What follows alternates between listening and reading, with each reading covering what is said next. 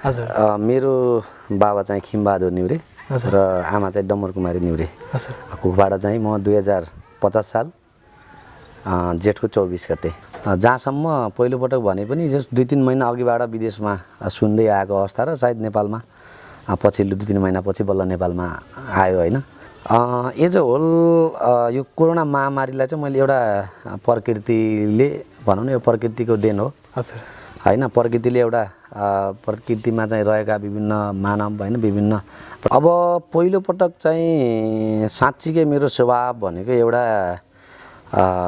जीवनमा होइन अब एउटा जन्मेपछि नै जोखिमै हो अब होइन। जन्मेपछि जोखिम सुरु हुन्छ सबै कुरामा हामी हिँड्दा डुल्दा एभ्री सेकेन्ड हामी जोखिममै छौँ।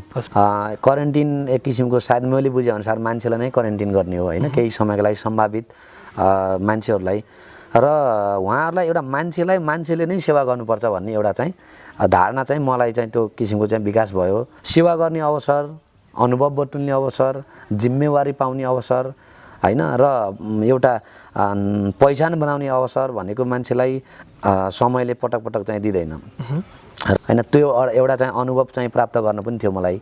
र अनि अर्को कुरा के थियो भन्दाखेरि सबै मान्छेहरू चाहिँ अब कोरोना भने त्रसित भएर सबैजना भाग्दा अब हामीले चाहिँ मान्छेले सेवा गर्ने हो बोरा होइन होइन वस्तु होइन। एउटा चाहिँ बन्द कोठामा लगेर चाबी लाएर थुन्न त मिल्दैन। उनीहरूलाई खानपान उनीहरूलाई स्वास्थ्य सुरक्षा सबै कुराहरू त दिने त एउटा मान्छेले नै हो र सबै चाहिँ त्रसित भएर भाग्दा तिनीहरूलाई चाहिँ कसले हेर्ने त भनेपछि मैले त पहिल्यैदेखि एउटा अब सामाजिक अब क्रियाकलापमा होइन सेवामा अब यस्ता कुरामा चाहिँ अब धेरै ठाउँमा सरिक हुँदै आएको हुनाले यसलाई पनि एउटा समाजसेवाको हिसाबले मैले लिएँ र मलाई चाहिँ जीवनमा एउटा मेरो अग्नि परीक्षा पनि हो। यो के छ भन्दाखेरि अब साँच्चीकै हामीलाई चुनौती अहिले कोरोना सङ्क्रमित नै हो। हजुर हामी समाजतर्फको गइसकेका छौँ तपाईँको आफ्नो व्यक्तिगत अनुभव। पहिलो चुनौती भनेको सङ्क्रमित र म पनि आफै गाडीको अगाडि बसेर चाहिँ उहाँलाई कोरोना के आइसोलेसनसम्म पुर्याउँछु। एउटा उहाँलाई एउटा मनोबल बढ्ला होइन। एउटा मिलनले भाइले चाहिँ जो माया गर्छ होइन अब उनीहरू छन् र हामी छौँ भन्ने एउटा अनुभूति नै होला। र त्यो डाक्टरले चाहिँ उपचार गर्दैन अरे हामी त्यहाँ गएर मर्ने भन्ने त्यो कन्सेप्टलाई चाहिँ चेन्ज होस् मेन्टल्ली फिजिकल्ली र हेल्थको हिसाबले म सबै कुराबाट चाहिँ म स्ट्रङ होइन। म सबै कुरा एबल भएको हुनाले सफलता मैले यसलाई देख्छु। किनभने व्यवसाय जहिले पनि व्यवसायमा धैर्यता हुनुपर्छ। विश्व नै अब विश्वको अर्थतन्त्र नै डामाडोल भएको अवस्थामा मिलन न्युरेको व्यवसाय धराशय नहुनु मिलन न्युरेको व्यवसाय अगाडि जानु त सायद यो अलिकति के भन्छ अपवादको चाहिँ विषय पनि हुनसक्छ। मैले यो चाहिँ दरबारको केसलाई हुन त हामी सबै समाजमा बस्ने सामाजिक प्राणी हो। समाजमा आफ्नै रीतिरिवाज आफ्नै संस्कृति आफ्नै धर्म आफ्नै जात होइन विभिन्न कुराहरू हुन्छ जोडिन्छ अभियसली होइन। अन्त्येष्टि गरेको मेरो प्रत्यक्ष देखा हो र पछिल्लो समयमा एउटा मैले फेरि पहिला त त्यसलाई मैले पनि त्यो त्यहाँ सायद मेरो आँखाले मानपकडी बजार नजिक देखेको थिएन होला मेरो उमेर भनौँ मेरो अनुभव भनौँ र पछिल्लो समयमा। नमस्कार आदरणीय दर्शकवृन्द तपाईँलाई बुद्ध अनलाइन टिभी र हेलो नेपाल टिभीमा हार्दिक स्वागत छ। दर्शकवृन्द आज हामी रूपन्देही जिल्लाको शुद्धोधन गाउँपालिका वडा नम्बर 3 मा रहेको एकीदय दुधनाथ थारू बहुमुखी क्याम्पसको क्वारेन्टिनमा छौँ र आज हामीले विशेषतः यो कोरोना पछिको महामारी पछिको यो क्वारेन्टिन स्थापना पछिको विभिन्न चुनौतीहरू यहाँ आएका चुनौतीहरूको विषयमा पनि कुराकानी गर्न गइरहेका छौँ। भने एकजना त्यस्ता व्यक्तित्व हुनुहुन्छ जसको जिन्दगी आफैमा एउटा चाहिँ प्रेरणादायी जिन्दगी रहेको छ। उहाँसँग उहाँको व्यक्तिगत जिन्दगीको विषयमा कुराकानी गर्नेछौँ र केही सामाजिक विषयवस्तुमा पनि तपाईँहरूको माझमा हामीले कुराकानी गर्नेछौँ। पक्कै पनि यो भिडियोलाई अन्तिमसम्म हेर्नुहोला र आजको श्रृङ्खलामा हामीसँग हुनुहुन्छ एकीदय दुधनाथ थारू बहुमुखी क्याम्पस क्वारेन्टिन व्यवस्थापक मिलन न्युरे र उहाँ एउटा चाहिँ युवा व्यक्तित्व युवा व्यवसायी हुनुहुन्छ। उहाँलाई स्वागत गरौँ। धन्यवाद अर्जुन भाइ धन्यवाद हेलो नेपाल। के छ आर्य हुनुहुन्छ? एकदम ठिक छ। दिनचर्या कसरी बिताउँदै हुनुहुन्छ? दिनचर्या यस्तै हो अब क्वारेन्टिनमा बस्ने हजुर यहाँको व्यवस्थापन होइन बिहानदेखि साँझसम्म समग्र व्यवस्थापन हेर्ने अब यसरी नै बितिरहेछ उनीहरूसँग हाँसो मिठो गफ रमाइलो। यो तपाईँले पहिलोपटक अनुभव गर्नुभयो, यो विश्वमा नै पहिलोपटक देखियो यो अनौठो खालको रोग, र तपाईँले पनि यो क्वारेन्टिनको पनि नाम पहिलोपटक सुन्नुभयो र क्वारेन्टिन व्यवस्थापकको रूपमा पनि पहिलोपटक अनुभव गर्नुभयो। कस्तो हुँदो रहेछ यो? अब हामी पनि यसमा अब यो मानेमा त एकदमै अब नयाँ र नौलो भनौँ होइन। अब सायद क्वारेन्टिन आइसोलेसन अब भनेको चाहिँ अब पहिलोपटक सुन्दैछु मैले पनि। र जहाँसम्म पहिलोपटक भने पनि जस्ट 2-3 महिना अघिबाट विदेशमा सुन्दै आएको अवस्था र सायद नेपालमा पछिल्लो 2-3 महिनापछि बल्ल नेपालमा आयो होइन। यो कोरोनाको महामारी भनौँ, त्यसलाई चाहिँ अब भनौँ न, यो मेरो पनि अब नयाँ अनुभव छ, एक्सपिरियन्स पहिलोपटक नै हो। अब यस बारेमा चाहिँ मैले के धेरै जानेछु। एज अ होल कस्तो अनुभव रह्यो अहिलेसम्मको स्थितिमा? एज अ होल यो कोरोना महामारीलाई चाहिँ मैले एउटा प्रकृतिले भनौँ न, यो प्रकृतिको देन हो होइन। प्रकृतिले एउटा प्रकृतिमा चाहिँ रहेका विभिन्न मानव होइन, विभिन्न प्राणीहरूलाई को आफ्नै एक्टिभिटी छ होइन। अब त्यो एक्टिभिटीबाट सायद कतिपय कुरामा प्रकृतिलाई नै असर गर्ने खालको होइन, प्रकृति विनाश चाहिँ गर्ने खालको कुराकानीलाई प्रकृतिले सायद चेक एन्ड ब्यालेन्स गर्न खोजेको कि भन्ने खालको चाहिँ अनुभूति भएको छ मलाई यो कोभिड-19ले गर्दा। अब यो क्वारेन्टिन भन्ने बित्तिकै कोरोना लाग्नलाई सम्भावित जोखिम भएका त्यस्ता व्यक्तित्वहरूलाई राख्ने ठाउँ हो। अब यो क्वारेन्टिन व्यवस्थापक सम्हालिरहँदा अथवा तपाईँलाई चाहिँ एउटा जिम्मेवारी तपाईँले लिनुपर्छ है भनिरहेको क्षणमा तपाईँले एउटा चाहिँ जिम्मेवारी आउनुभन्दा अगाडि कस्तो चाहिँ आफूले के सोच्नुभयो? यहाँबाट स्थानीय जनप्रतिनिधिहरूले तपाईँलाई प्रस्ताव राख्नु भएको होला, तपाईँको मानसिकतामा, तपाईँको मानसपटलमा के आएको थियो यो व्यवस्थापकको रूपमा यो सम्हाल्नुपर्छ है भन्ने प्रस्ताव आउँदा? अब पहिलोपटक चाहिँ साँच्चीकै मेरो स्वभाव भनेको एउटा जीवनमा होइन, अब एउटा जन्मेपछि नै जोखिमै हो अब होइन। जन्मेपछि जोखिम सुरु हुन्छ सबै कुरामा। हामी हिँड्दा डुल्दा एभ्री सेकेन्ड हामी जोखिममै छौँ होइन। मान्छेको चाहिँ जन्म त भइसकेपछि मृत्यु कति बेला भन्ने केही पनि ग्यारेन्टी छैन। अब यो जोखिममै हिँड्छौँ। कतिपयले त्यसलाई जोखिम हो भनेर महसुस गर्छ भने कतिपयले चाहिँ त्यसलाई जोखिमको रूपमा महसुस गर्दैन। र म विशेष गरी जोखिमको माहौलमा होइन, एकदम त्रासपूर्ण स्थितिमा यस्ता काममा चाहिँ सेवा गर्न पाउँदा, काम गर्न पाउँदा मलाई चाहिँ आत्मसन्तुष्ट चाहिँ प्राप्त चाहिँ बढी हुन्छ यसबाट। एउटा मेरो व्यक्तिगत स्वभाव पनि यही हो। र अर्को कुरा के हो भन्दाखेरि क्वारेन्टाइनको व्यवस्थापन गर्दै गर्दा मलाई समाजले कस्तो नजरले हेर्ला भन्ने खालको चाहिँ मैले त्यो धारणा मसँग थिएन। र मलाई यति मात्र थाहा थियो कि क्वारेन्टिनमा बसेका हाम्रै गाउँ समुदायका, हाम्रै छरछिमेकका दाजुभाइ दिदीबहिनीहरू, आमा बुवाहरू, उहाँहरू नै एक किसिमको मानव नै हो। क्वारेन्टिन एक किसिमको सायद मैले बुझेअनुसार मान्छेलाई नै क्वारेन्टिन गर्ने हो होइन, केही समयको लागि सम्भावित मान्छेहरूलाई। र उहाँहरूलाई एउटा मान्छेले नै सेवा गर्नुपर्छ भन्ने एउटा चाहिँ धारणा चाहिँ मलाई चाहिँ त्यो किसिमको चाहिँ विकास भयो। र के पनि भयो भन्दाखेरि मान्छेले त्यो अवसर भन जीवनमा एकपटक पाउँछ, पटक अवसर चाहिँ मान्छेले पाउँदैन। सेवा गर्ने अवसर, अनुभव बटुल्ने अवसर, जिम्मेवारी पाउने अवसर होइन, र एउटा पहिचान बनाउने अवसर भनेको मान्छेलाई समयले पटक चाहिँ दिँदैन। र यो कस्तो हो भने जीवन र मृत्युसँग जोडिएको कुरा भएको हुनाले मलाई चाहिँ एउटा के हुन्छ, जीवनमा बहुत ठुलो अनुभव प्राप्त गर्नका लागि यदि म कोरोना महामारीको बेलामा क्वारेन्टाइन व्यवस्थापन गरेर बस्दा यदि मलाई साँच्चै कोरोना लगाइहाल्यो भने पनि त्यसलाई चाहिँ मैले जित्छु या जित्दिनँ होइन, त्यो एउटा चाहिँ अनुभव चाहिँ प्राप्त गर्न पनि थियो मलाई। र अनि अर्को कुरा के थियो भन्दाखेरि सबै मान्छेहरू चाहिँ अब कोरोना भने त्रसित भएर सबैजना भाग्दा अब हामीले चाहिँ मान्छेले सेवा गर्ने हो, बोरा होइन होइन, वस्तु होइन। एउटा चाहिँ बन्द कोठामा लगेर चाबी लाएर थुन्न त मिल्दैन। उनीहरूलाई खानपान, उनीहरूलाई स्वास्थ्य सुरक्षा सबै कुराहरू त दिने त एउटा मान्छेले नै हो।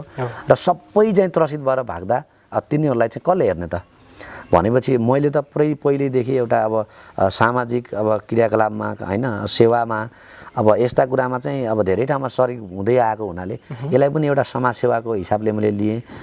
र मलाई चाहिँ जीवनमा एउटा मेरो अग्नि परीक्षा पनि हो यो मेरो, किनभने यहाँबाट साँच्चीकै कोरोना लाएर चाहिँ अब मृत्यु नै भइहालेछ भने त एउटा चाहिँ इतिहासमा एउटा ठुलै अनुभव लिएर म मृत्यु हुन चाहिँ मैले स्वीकार छु।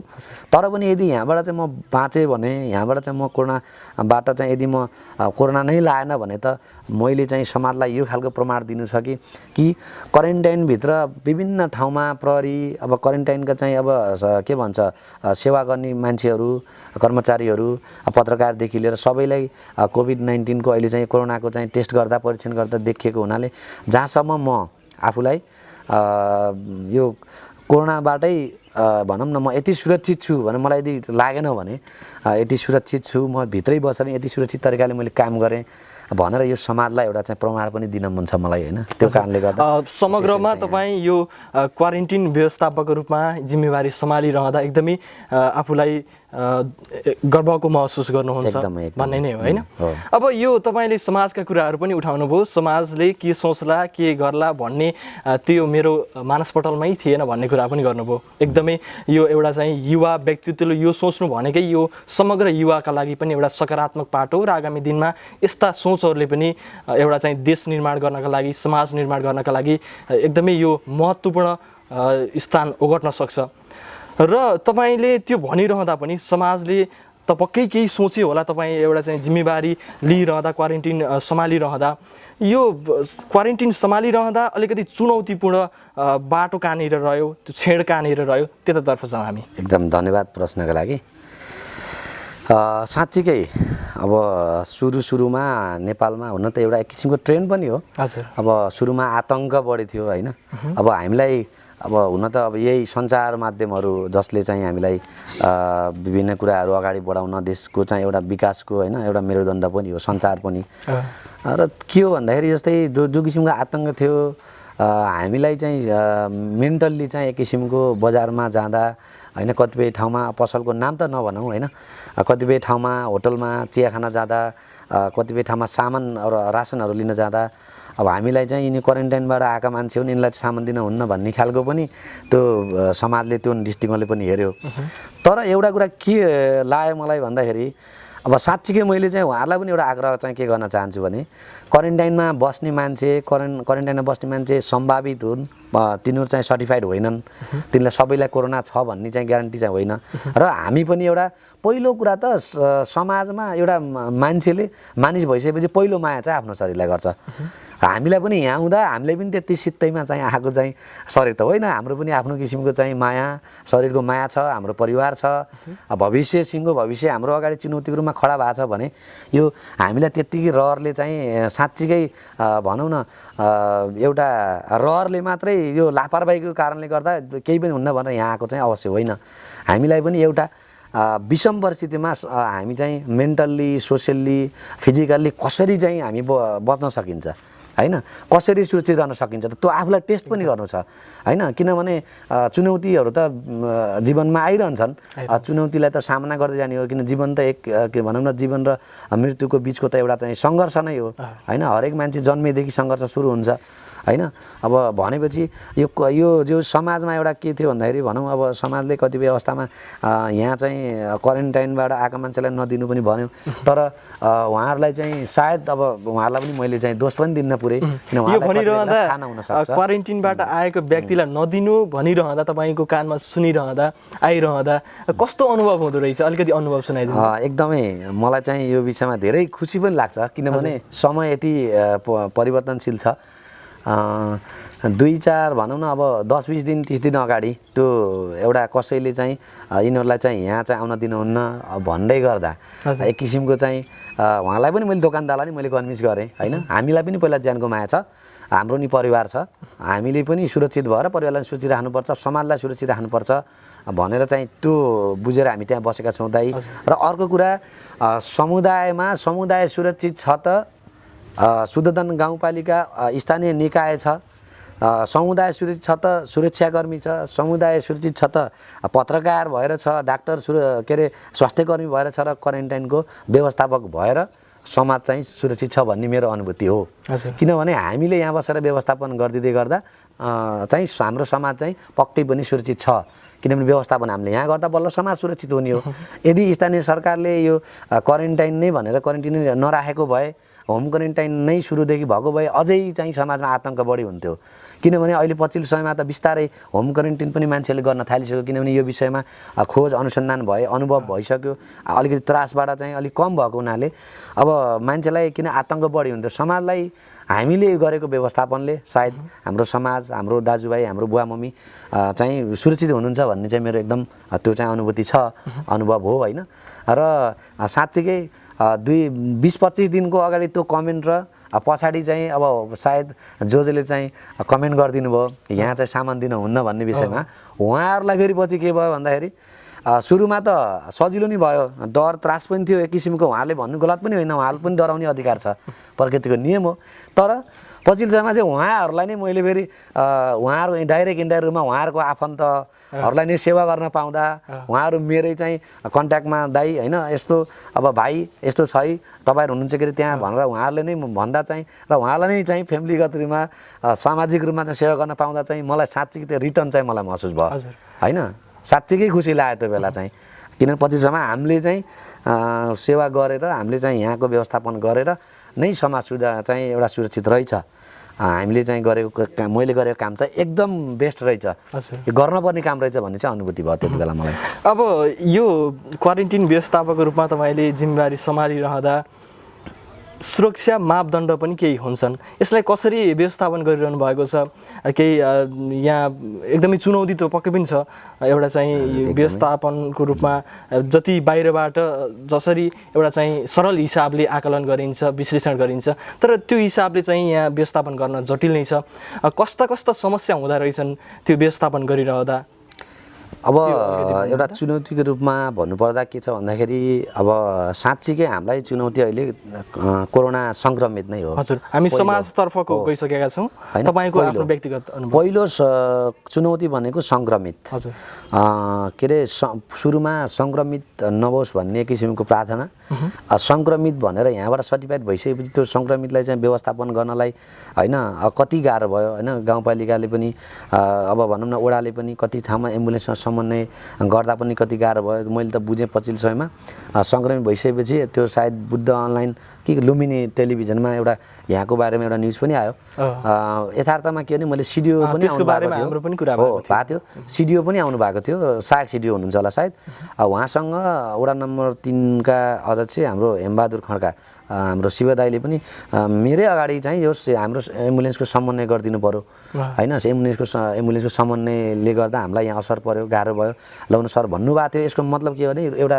रूपन्देही जिल्लाकै यो समस्या रहेछ हामीले एउटा एज अ वडालाई गाउँपालिकालाई चाहिँ दोष त दियो होइन एक किसिमले मेरो पनि यहीँ बसेर बुझाइदियो थियो रूपन्देही मात्र नभइकन नेपालकै समस्या रह्यो एउटा भनौँ मैले भने रूपन्देही जिल्लाको सिडिओ सहायक सिडिओको कुरा सुन्दा अब अरू जिल्लामा भयो होला अरू जिल्लाको मलाई थाहा भएन यो जिल्लाको सुन्दा सायद जिल्लाभरिकै समस्या रहेछ यो त ओडाले गर्न नसकेको गाउँपालिकाले गर्न नसकेको त रहन्छ भन्ने त्यति बेला मैले बुझेँ र फेसबुक मार्फत बुझाएँ पनि धेरै दाजुभाइहरूलाई मैले फेसबुक मार्फत यो ओडालाई मात्रै गाउँपालिका मात्रै त्यो आक्षेप लाएर मात्रै नै समस्याको समाधान होइन किनभने सिडिओले नै अब उनीहरूलाई पनि व्यवस्थापन गाह्रो छ सजिलो त यो विषय होइन ज्यानको कुरा छ यो बाढी पहिरो गएर 2 जना मरेको र त्यो जीवित मान्छेले गएर उद्धार गरे जस्तो त होइन यो त कति बेला चाहिँ कसलाई लाग्छ भन्ने कुरा कुनै ग्यारेन्टी छैन सबैको परिवार छ सबैको भविष्य छ त्यही कारणले गर्दा तमाम एम्बुलेन्सहरूलाई भन्दा पनि अब उहाँहरू पनि व्यक्तिगत हिसाबले जान्न भन्न पाउनुभयो बरु म जागिर छोड्छु म चाहिँ चलाउन भन्न पाउनुभयो अब हाम्रो भूपू सैनिकद्वारा सञ्चालित यो सुदन गाउँपालिकाद्वारा सञ्चालितले पनि सायद भैरुवाबाट विभिन्न नाकाबाट चाहिँ हाम्रो क्वारेन्टिनमा सम्म चाहिँ ल्याउने काम गरेको थियो र कोरोना लगाइसकेपछि बोक्न एकदमै गाह्रो भयो र कतिपय कुरा चाहिँ व्यक्तिगत हिसाबले अब गाडीहरूलाई अब राजेन्द्र कणेल दाई होइन शिव दाई र म लगायत अब हामीले चाहिँ अब व्यक्तिगत रूपमा पनि आफ्नो चाहिँ त्यो चालियो र गाडीको व्यवस्थापन गरेर अब आइसोलेसनसम्म पनि लगेर पुर्याइयो र साँच्चीकै के हो भन्दाखेरि यो चुनौती त अब अभियसली छ किनभने समाजले फेरि कस्तो नजरले हेरिदिन्छ भन्दाखेरि सबभन्दा बढी चाहिँ मलाई पीडा चाहिँ त्यो पहिलोपटक चाहिँ कोरोना सङ्क्रमित देखिँदा र दोस्रो पटक सङ्क्रमित देख्दा मलाई सबभन्दा बढी पीडा भयो किनभने त्यति बेला समाजले दृष्टिकोण परिवारले चाहिँ अब आइसोलेसनमा लानु भनेको अब फर्केर नआउनु हो भन्ने खालको त्यो अनुभूति भएको परिवारको त्यो रुवाई देख्दा साँच्चीकै मनमा चाहिँ एकदमै नराम्रो फिल भयो मलाई र म पनि आफै गाडीको अगाडि बसेर चाहिँ उहाँलाई कोरोना के अरे आइसोलेसनसम्म पुर्याउँछु। एउटा उहाँलाई एउटा मनोबल बढ्ला होइन, एउटा मिलनले भाइले चाहिँ जो माया गर्छ होइन, अब उनीहरू छन् र हामी छौँ भन्ने एउटा अनुभूति नै होला भनेर मैले त्यहाँसम्म नि पुगेँ। र यथार्थमा म मेरो आफ्नो व्यक्तिगत प्रयासले आइसोलेसन पुगेर पनि त्यहाँको गतिविधि नै बुझेर आएँ। किनभने मैले क्वारेन्टाइनको व्यवस्थापनमा जे काम दिएको त्यति गर्नु मात्रै ठुलो होइन, किनभने हामी जतिको मान्छेले यहाँ यो साथसाथै केही सूचना केही जानकारी पनि दिनुपर्छ भन्ने नाताले म आफै चाहिँ आइसोलेसनमा गएर त्यहाँको स्थिति के छ बुझेर यहाँ बसेकालाई आएर तुरुन्तै त्यो चाहिँ समाचार डिले गरेँ। मैले यहाँ आएर भने कि आइसोलेसन त यहाँभन्दा पनि सामान्य रहेछ, डाक्टर त्यहाँदेखि सुरक्षाकर्मी सबै भित्र हुँदो रहेछन्, ठुलो चौर खेल्ने बस्ने, बिहानमा योगा, साँझमा चाहिँ म्युजिक लगाएर नाच्ने गाउने कार्यक्रम होइन। अब खानपानको लागि पनि होटलबाट व्यवस्थापन धेरै राम्रो रहेछ, यहाँभन्दा आनन्द त उहाँ रहेछ, आत्तिनु पनि त केही पनि रहन्छ भनेर त्यो गर्नु भनेको सबभन्दा ठुलो महान कार्य मैले त्यो गरेँ जस्तो मलाई लाग्छ है। किनभने मेरो व्यक्तिगत तौरबाट भएको होइन, मलाई कसैले त्यहाँ गएर बुझ जा भनेर पठाएको होइन। तर यहाँको त माहौल देख्दा मैले त्यो कुरा यहाँ सिकाएँ भने सायद कतिपय त आत्महत्या पनि गरेका छन् आइसोलेसन जानुभन्दा पहिला होइन, त्यहाँ गएर पक्कै मरिन्छ कि बिचमा त अब भ्रम पनि थियो डाक्टरले चाहिँ केही ठाउँको स्थिति हेर्दा पनि त्यस्तै त्यो थियो आतंक, त्यो डाक्टरले चाहिँ उपचार गर्दैन अरे हामी त्यहाँ गएर मर्ने भन्ने त्यो कन्सेप्टलाई चाहिँ चेन्ज होस्, हाम्रो यहाँको दाजुभाइले त्यो कदम नचालोस् भनेर मैले त्यहाँ गएर आइसोलेसन गरेर म आफै व्यक्तिगत हिसाबले गएर बुझेर आएर मैले यहाँ आएर सबैलाई जम्मा गरेर ल है म आइसोलेसनबाट यो बुझेर आएँ, केही रहन्छ त सामान्य छ, मलाई पनि कोरोना लाग्यो भने म पनि आनन्दले गरेर नाचेर आउने हो, टेन्सनै रहन्छ भनेर म त्यहाँ आएर उहाँहरूको मनोबल बढाउने काम पनि गरेँ। खुसी नै लाग्छ, चुनौती त छँदैछ होइन। अब खानपानका कुरा छन्, कहिलेकाहीँ खानपानमा कुराहरू चाहिँ नमिल्ला होइन, कतिपय चाहिँ अब बिचरा अब सुगर पेसेन्ट पनि आउनुहुन्छ, उहाँहरूलाई खानपानको अब तातो चिसो नुनिलो चर्को फेरि यो पनि समस्या हुन्छ, त्यसलाई पनि हामीले मध्यनजर गरेर सकभर उहाँहरूलाई केही समस्या छ भने हामीलाई पहिले भनिदिनुहोस् भनेर एउटा समन्वय गरिएको छ। र अर्को कुरा के हो भने जोड्न मन लागेको कुरा, अस्ति रेडियो शुद्धोधनले पनि मेरो अब रवि लामिछाने के अरे हाम्रो रवि राणा दाई हाम्रो स्टेसन म्यानेजर हुन्छ, उहाँले पनि मलाई चाहिँ एउटा फोन वार्ता भएको थियो उहाँसँग। उहाँले एक किसिमको रक्सीको विषयमा केस उठाउनु भएको थियो, किन यो भन्नै पर्ने कुरा हो होइन, किनभने मार्केटमा त हल्ला हुनसक्छ, हामीले क्लियरिफाई गराउने काम हो, किन हामी यहाँको एउटा सम्बन्धित निकाय भएको हुनाले। र जहाँ रक्सीको त पहिला कुरा कन्सेप्ट नै होइन यहाँ, किन क्वारेन्टिन भन्ने बित्तिकै जहाँ रक्सी लागु औषध धुम्रपान मध्यमा यिनी कुराहरू केही पनि आउँदैनन्, लडाइँ झगडा नै आउँदैन, यहाँ सबै एक आपसमा संयमित नै छन्, सबैले देश विदेशबाट आएका छन्, त दुःख चाहिँ सबैले अवश्य बुझेर आएका छन्। बरु आफ्नो देशभित्र चाहिँ कति ठाउँमा विवाद गरेला, कतिमा लडेला, विदेशबाट आएका चाहिँ तमाम अब धेरै सिस्टममा बसेर आएका हुनुहुन्छ, जहाँ रक्सी खाने क्रममा पनि हामीले यहाँबाट कसैले चाहिँ अब गेटमा कसैले लिएर आएको हुनसक्छ, अनि लिएर आउँदा हामीले कतिपल्ट फर्काइदिएको पनि छौँ, र प्रत्यक्ष हामीले देख्ने गरी चाहिँ जहाँ रक्सी पनि यहाँ चल्दैन। र कहीँ कतै अब मैले अस्ति यही भनेको कुरा हो, कहीँ कतै परिवारको अब हुन्छ नि परिवारमा नखाइ नहुने कतिपय हुन्छ नि अब रक्सी नै औषधि जस्तो, त्यस्ता व्यक्तिहरूलाई कहीँ कतै के अरे लसुनको पानी भनेर हुन्छ कि या यो तुलसी पत्ता पकाएर भनेर हुन्छ कि या बेसार पानी भन्छ ल्याएर थर्मसमा हालेर विभिन्न बानामा लिएर खुवाएको भए त अब हामी पनि यो विषयमा अनसिन नै छौँ, यो यस्तै हो भने भन्न सक्दैनौँ। र हामीले देखेको अनुसार उहाँहरूले खाएर बाहिर आएर हल्ला गर्ने, रक्सी खाए जस्तो चाहिँ देखिएको छैन है, यो पनि एउटा क्लियरिफाई गरौँ यहीँबाट। र अर्को कुरा चाहिँ रवि सरले चाहिँ जोड्नु भएको थियो, सायद नेपालको पौष्टिक आहारमा चाहिँ नेपालकै सबैभन्दा बढी पौष्टिक आहार खुवाउने क्वारेन्टाइन हो भन्ने चाहिँ मार्केटमा त्यो किसिमको बुझाइ छ के छ भनेर सुन्नुभएको थियो। सायद यो चाहिँ मैले एकदम गर्वका साथ भन्छु, किनभने म यति भाग्यमानी मान्छे कि मलाई चाहिँ क्वारेन्टाइनको चाहिँ व्यवस्थापक भनेर अब किशुनचन अङ्कल होइन हाम्रो गाउँपालिका प्रमुख, अब वडा नम्बर 4 को वडा अध्यक्ष हाम्रो आदरणीय राजेन्द्र दाई, अनि शिव दाई वडा नम्बर 3 का अध्यक्ष हाम्रो शिव दाई हुनुहुन्छ, उहाँहरूले चाहिँ मलाई एउटा व्यवस्थापकको एउटा रूपमा उहाँले देख्नु होइन, मलाई त्यो लायक देख्नु, म साँच्चीकै भाग्यमानी महसुस गरेको छु। र मैले चाहिँ यहाँ व्यवस्थापन मलाई दिइसकेपछि जहाँसम्म मेरो व्यवस्थापनमा त्यति धेरै कमजोरी चाहिँ छैन जस्तो मलाई लाग्छ, किनभने मैले यहीँ बसेका तमाम क्वारेन्टिनमा बसेका दाजुभाइलाई नै हाम्रो कमजोरी भए भनिदिनु होला है, हामीले चाहिँ के सुधार गर्नुपर्छ भनेर निरन्तर उहाँहरूसँग हाम्रो भेटघाट हाम्रो गफ पनि भइरहेको छ। र यति यो हाम्रो क्वारेन्टिनमा बस्ने मान्छेहरू यति भाग्यमानी हुनु रहेछ कि संसारकै एउटा सुन्दर ठाउँ फर्साटिकर रहेछ हाम्रो एक देवभूमि क्याम्पसको क्वारेन्टिन भनेको संसारको एकदम सुन्दर एउटा क्वारेन्टिन रहेछ।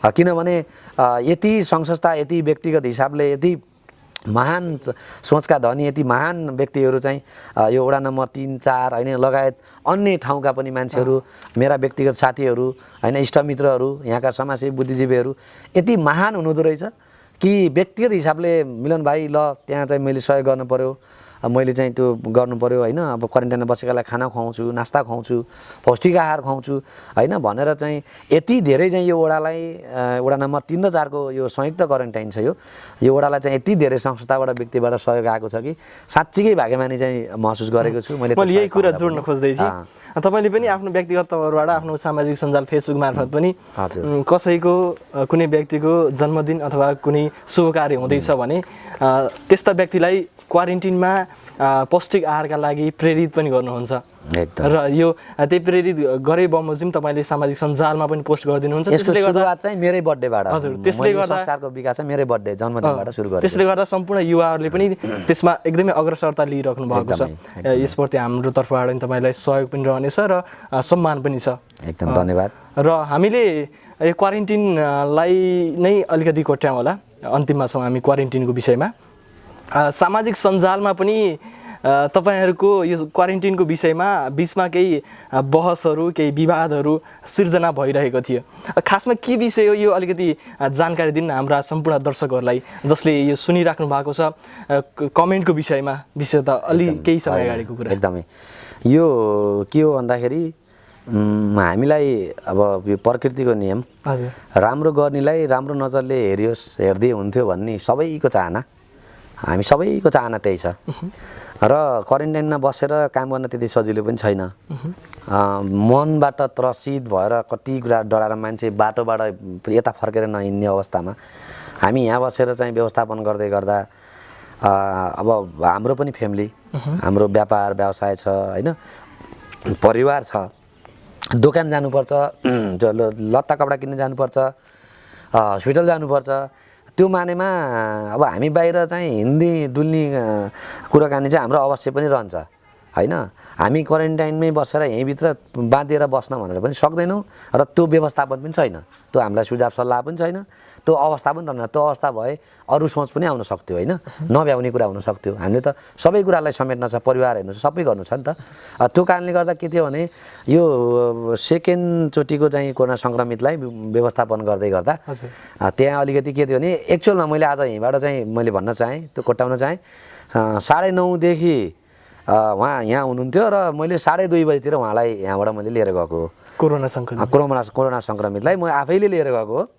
र त्यो जुन अहिले मैले त्यो इमोसनल्ली चाहिँ कुरा चाहिँ जोडेँ परिवारको होइन, त्यो उहाँकै गेस्ट थियो। किन मलाई मेरो बाउ समानको मान्छेलाई मैले गाडीको पछाडि हालेर लिएर जाँदा मलाई पनि मनमा चाहिँ धेरै किसिमको तपाईँ आफै सँगसँगै बस्नुभयो अथवा तपाईँ अगाडि उहाँलाई पछाडि हालेर लिएर गयो। र त्यो बेला चाहिँ एक्चुअलमा 5.5 घन्टा 5-5.5 घन्टाको चाहिँ ड्युरेसनमा यहाँ बसोबास भएको हो। र के थियो भन्दा सायद यो 18 घन्टा आयो, 18 घन्टा निस्क्यो भनिसकेपछि सायद होम क्वारेन्टाइन पनि जोड्यो। उहाँ त अलरेडी चाहिँ 1 हप्तादेखि होम क्वारेन्टाइन हुनुहुन्थ्यो भनेपछि कि 1 हप्ता पनि टाइम जोड्नु पर्थ्यो होइन भने यहाँ आएर बसेको अलिकति डिले भएको त उहाँको जम्मा 5 घन्टा थियो। त्यो विषयमा मैले चाहिँ कमेन्टमा यो त 5 घन्टा हो, यो 18 घन्टा चाहिँ कहाँबाट आयो भनेको अब त्यही त हो समाजमा होइन, नेगेटिभ भाइब्सहरू चाहिँ धेरै हुन्छ। अब कमेन्टहरू बर्से त्यहाँ र कतिपय कुरा क्वारेन्टाइनमा काम गर्ने कर्मचारीलाई चाहिँ बाहिर लखर हिँडेको चाहिँ हिँड्न दिनु भएन, यताउता त्यो अलिकति डोमिनेटिङ खालको त्यो मैले शब्द देख्दा मलाई चाहिँ मनमा कता यसलाई पनि अलिकति स्वाभाविक रूपमै लिगौँ। किन भन्दा विश्वमा नै पहिलोपटक यो कोरोना देखिएको थियो, कसैलाई यसको बारेमा पनि त्यति जानकारी थिएन, त्यो हिसाबले पनि स्वाभाविक रूपमा लिगौँ। अहिले चाहिँ त्यो सकारात्मक सोचको विकास भएको छ समाजमा, त्यो हिसाबले सोचिँदैन। त्यो विषयमा हामी पनि तर्किन्छौँ नि त, किनभने हामी क्वारेन्टाइनमा बसेका मान्छेहरू पनि त बाहिरबाट सङ्क्रमित हुने चान्स हुन्छ। हामी नि उहाँसँग डिस्टेन्स मेन्टेन गर्छौँ, उहाँहरू हामीसँग गर्ने हो नि त, दोहोरै हो नि त। त्यो कारणले गर्दा पनि सबै चाहिँ त्यसरी नै हेर्नुपर्छ भन्ने पनि लाग्दैन कि। खानपिनको मामिलामा पनि देशकै उत्कृष्ट क्वारेन्टिन भनेर उहाँले पनि केही अगाडि उद्घोष गरिसक्नु भएको छ। यस्तो युवालाई, यो यस्तो ऊर्जावान युवालाई जन्माउने बाबुआमा को होला भनेर मैले तपाईँलाई जिज्ञासा गर्न चाहेँ। मेरो बाबा चाहिँ खिमबहादुर निउरे र आमा चाहिँ डम्बर कुमारी निउरे। कुखबाट चाहिँ म 2050 साल जेठको 24 गते जन्म लिनुभयो। 1993 जुन 6 चाहिँ म जन्म लिएको। हजुर। अब तपाईँको जिन्दगीको विषयमा कुराकानी गरिरहँदा मैले अफ स्क्रिनमा पनि विभिन्न साथीहरूलाई बुझ्दा तपाईँ एउटा शिक्षण पेसामा आबद्ध हुनुहुन्थ्यो, कुनै बोर्डिङ स्कुलमा अध्यापन गराउनुहुन्थ्यो भन्ने कुराहरू हाम्रो अफ स्क्रिनमा साथीहरूले पनि गर्दै हुनुहुन्थ्यो। स्क्रिनमा कुराकानी गरिरहँदा तपाईँ शिक्षण पेसाबाट कसरी यो एउटा चाहिँ अहिले तपाईँले व्यवसाय गरिरहेको भिन्दै सेक्टर छ, यसमा चाहिँ युटर्न हुनुभयो, यसको कारण चाहिँ हामी जान्न चाहन्छौँ। साँच्चै हो भन्दा म चाहिँ व्यापारी सानैबाट हो है। सानैबाट? म व्यापारी नै हो। व्यापारिक माइन्ड कि तपाईँको? व्यापारी नै सानैबाट हो, किनभने म त्यो 8 कक्षा पढ्नभन्दा अगाडि होइन 4 कक्षादेखि माथि लगभग त्यो 3-4 वर्षको ड्युरेसनमा चाहिँ अब गाउँठाउँमा मोटर बाटो भर्खरै खनिएको थियो। त्यो मोटर बाटो खन्ने क्रममा अब स्काभेटर भ्याकु गाउँमा भ्याकुर भनिन्थ्यो, डोजर भ्याकुरले खन्दै गर्दा त्यहाँ चाहिँ डोजर भ्याकुर हेर्ने भनेर जाने, अनि सुन्तला बोकेर जाने, ल सुन्तला बिक्री गर्ने, कहिले बेलाउती बेच्नेदेखि कहिले चाहिँ दाउरा बेच्ने, कहिले साग बेच्ने होइन। त्यो म सानैबाट व्यापारिक माइन्डै हो, व्यापारिक सोचै हो। र टिचिङ पेसालाई एउटा के हो भने मेरो एउटा टिचिङमा चाहिँ एउटा पढाइलाई पनि सँगसँगै लान चाहिँ टिचिङले सहज बनाउने भएको हुनाले अन्य पेसामा अलिकति अब कतिपय म यत्तिको बोल्न जान्ने मान्छे, म मार्केटिङको जब गर्न सक्थेँ, तर त्यो मेरो चाहिँ औपचारिक शिक्षालाई म यो मार्केटिङ जबले असर पार्ने हुनाले निरन्तरताको स्वरूप चाहिँ मैले टिचिङ गरेँ। र टिचिङ एउटा मेरो जागिरको रूपमा प्यासन टिचिङै हो। मैले जागिरै गरेँ भने अरू भन्दा मलाई टिचिङ मनपर्छ। अघि नै मैले जोडिहालेँ, सेवै हो यो पनि होइन। सेवाको हिसाबले मलाई यो टिचिङ मनपर्ने र व्यापारिक माइन्ड सानैदेखि हो। कमर्स एउटा भनौँ न अब शैक्षिक हिसाबले पनि योग्यताको हिसाबले म कमर्सको विद्यार्थी र मैले चाहिँ बिचमा टिचिङ गर्दै गर्दा अब बिचमा अचानक चाहिँ अलिकति भनौँ न एउटा सोच आयो किसिमको कि अब त टिचिङले जिन्दगी चल्दैन, व्यवसाय भन्ने चिज व्यवसाय हो। आज चाहिँ महिनाको 5,000 कमायो भने भोलि होइन 50 वर्ष उमेर महिनाको 5 लाख, महिनाको 50 लाख रुपियाँ कमाइ हुने सक्ने सम्भावना बढ्छ। तर रोजगारबाट जागिरबाट त त्यो सपना देख्नु त मूर्खता छ। अझ हामी चाहिँ स्पेसली नेपाल जस्तो कन्टेक्स्टमा त त्यही भएर चाहिँ जे होस् म एउटा डाइनामिक खालको चाहिँ सोच राख्ने भएको हुनाले आजको 1 रुपियाँ भविष्यको 1 लाख रुपियाँमा परिणत गर्नुपर्छ, किन कमर्सको भाषाले नि यही भन्छ। त्यो सोचले चाहिँ म व्यवसायतिर युटर्न भएको, किन मैले एउटा व्यवसाय भनिरहँदा समय हेरिरहेको थिएँ। व्यवसाय भनिरहँदा अहिले कुन व्यवसायमा आबद्ध हुनुहुन्छ तपाईँको मुखारबिन्दबाट सुन्न चाहे? यति बेला मैले 2075 नै 74 पुसको 26 गतेबाट मैले व्यवसाय यो इट्टा खरिद बिक्रीबाट सुरु गरेको थिएँ र माघको 26 गते यो पोखरेली ढुङ्गा नामक एउटा यो विशेष गरी बागलुङ जिल्लामा प्रसिद्ध ढुङ्गा अनि पोखरा दमौलीदेखि रुकुम रोल्पादेखि प्रसिद्ध छ यो चाहिँ ढुङ्गाको व्यवसाय, ढुङ्गाको खानीहरू। विशेष गरी नेपालको सबभन्दा बढी ढुङ्गा खानी बागलुङ जिल्लाको, अझ विशेष गरी तारखोला गाउँपालिका होइन, त्यो ठाउँमा बढी ढुङ्गाको चाहिँ खानी भएको हुनाले र सानैबाट ढुङ्गा मुढासँग खेल्दै हुर्किदिएको मान्छे, त्यही भएर मेरो पेसाले पनि म ढुङ्गातिर म लागेँ। र त्यसपछि मैले वैशाखको 5 गते मेरो फर्साटिगरको बसाइ रूपन्देही जिल्लाको सुदन गाउँपालिका अहिलेको पुरानो साबी फर्साटिगर गाविस बसाइ चाहिँ 1 दशक ठ्याक्कै 10 वर्ष पुरा भयो थियो वैशाखको 5 गते। त्यही दिन मैले चाहिँ 1 दशक लामो एउटा अनुभव र व्यवसायबाट सुरुवात भनेर एउटा मैले उद्घाटन यो व्यवसायको उद्घाटन वैशाखको 5 गते राखेको थिएँ र 2076 भन्नु 2076 वैशाखमा।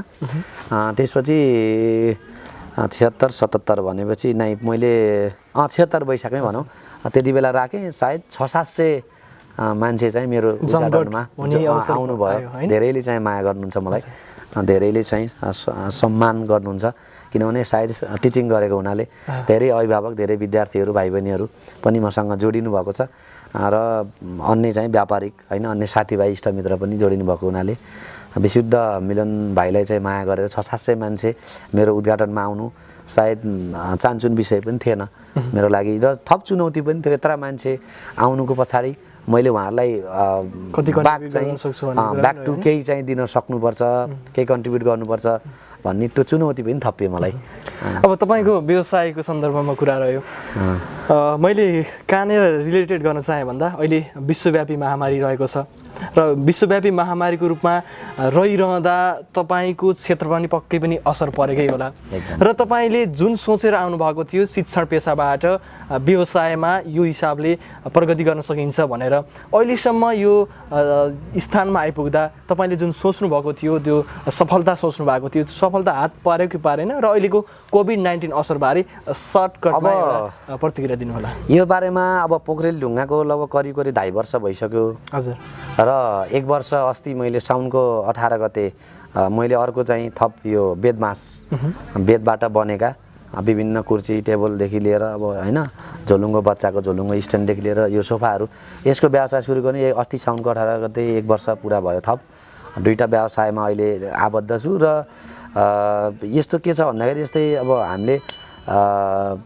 यो व्यवसायलाई म सफलनिर कहाँनिर देख्छु भन्दाखेरि मैले देख्ने सफल के हो भन्दा म स्वस्थ छु र म 24 वर्षको उमेरमा सानै उमेरमा व्यवसाय गर्ने मैले त्यो हिम्मत गरेँ म त्यही हिसाबले सफल हो र यहाँ बसेर फर्साटिकरमा एउटा टिचिङ पेसाबाट व्यवसायमा आउन सकेँ म कन्भर्ट हुन सकेँ त्यो मेरो आफैलाई मैले कन्भिन्स गर्न सकेँ त्यो म सफल हो।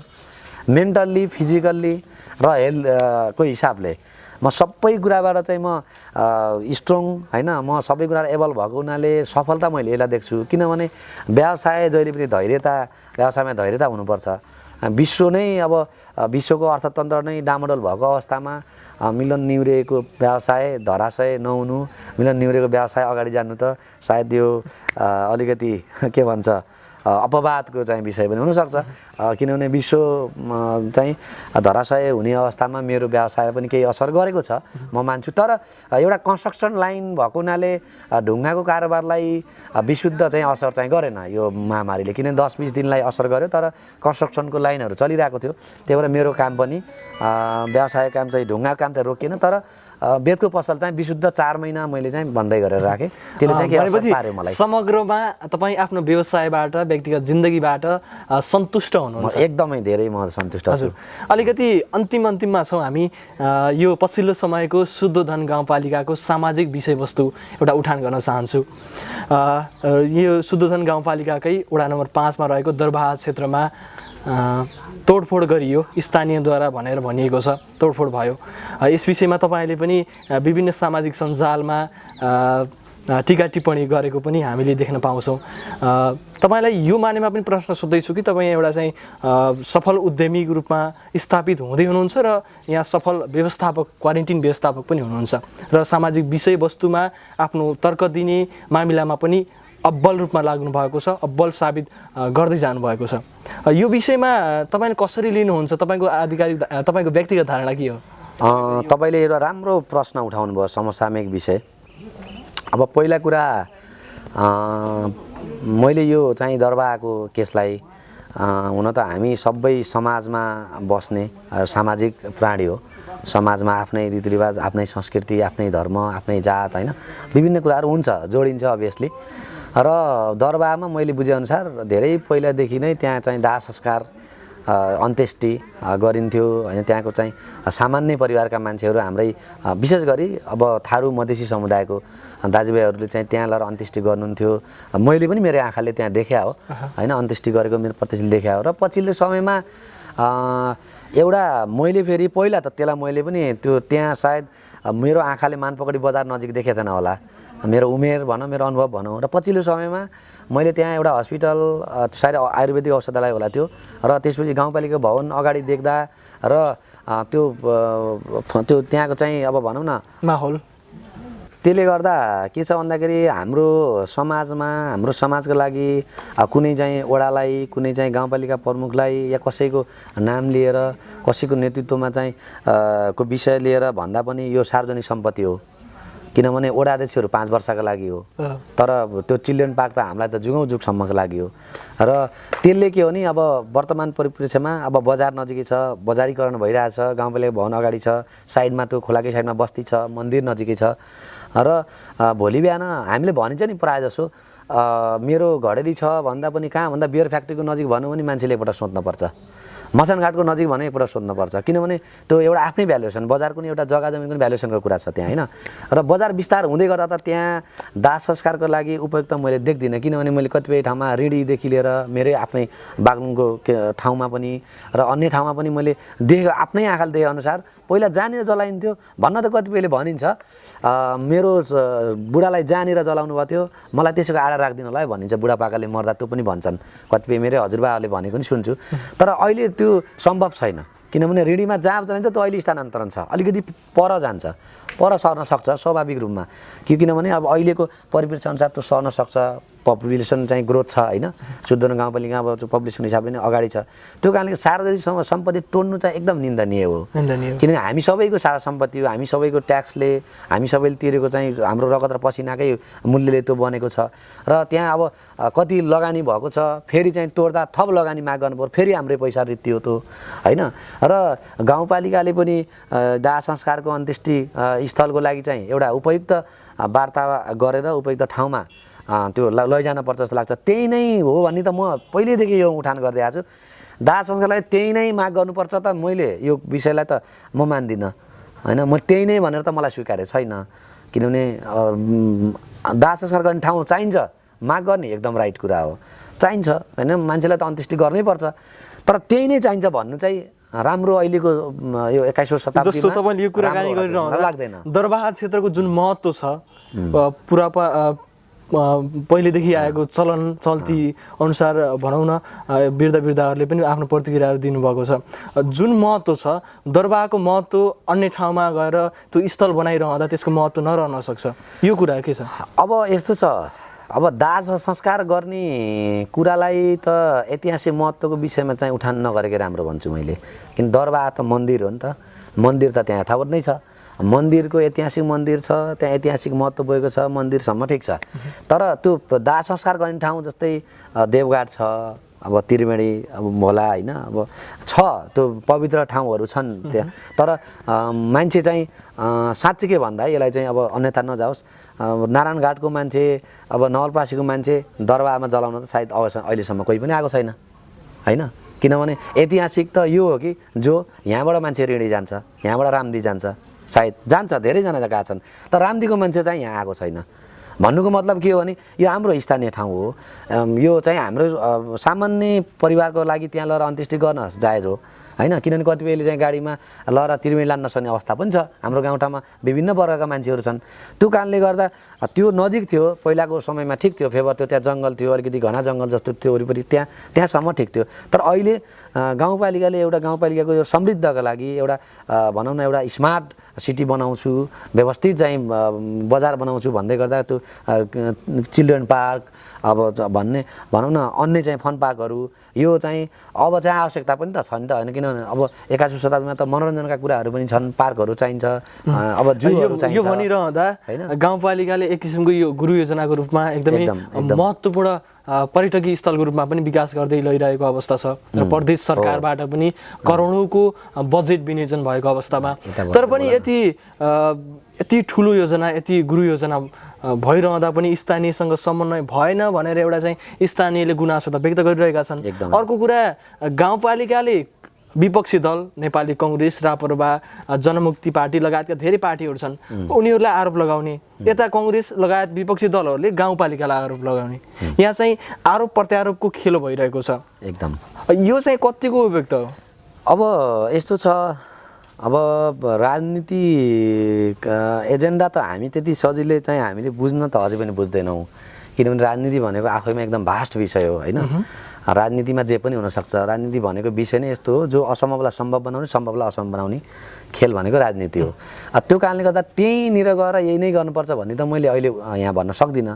भन्न खोजेको आरोप प्रत्यारोप भन्दा पनि के छ भने अहिलेको अब 21st सेन्चुरीमा अब भनौँ न क्यामेरा छ, विभिन्न मिडियाहरूले त्यहाँ खिच्नु भएको छ, त्यसलाई हेरेर त्यहाँ चाहिँ त्यो संलग्न तोडफोडमा चाहिँ संलग्न को छन् प्रत्यक्ष हेर्न सकिन्छ, हेरेर छानबिन गरेर उपयुक्त चाहिँ त्यहाँ तोडफोड गर्ने मान्छेलाई चाहिँ कारबाही गर्दा चाहिँ राम्रो, किनभने तोडफोड त गर्ने काम त चाहिँ गलतै हो नि त, सार्वजनिक सम्पत्ति तोडफोड गर्ने काम त गलत हो, र जसले गरेको त्यसलाई चाहिँ चाहिँ एउटा सजाय दिनुपर्छ भन्ने खालको चाहिँ यो माग त सबैको सार्वजनिक माग हो होइन, गल्ती गर्नेले सजाय त भोग्नुपर्छ।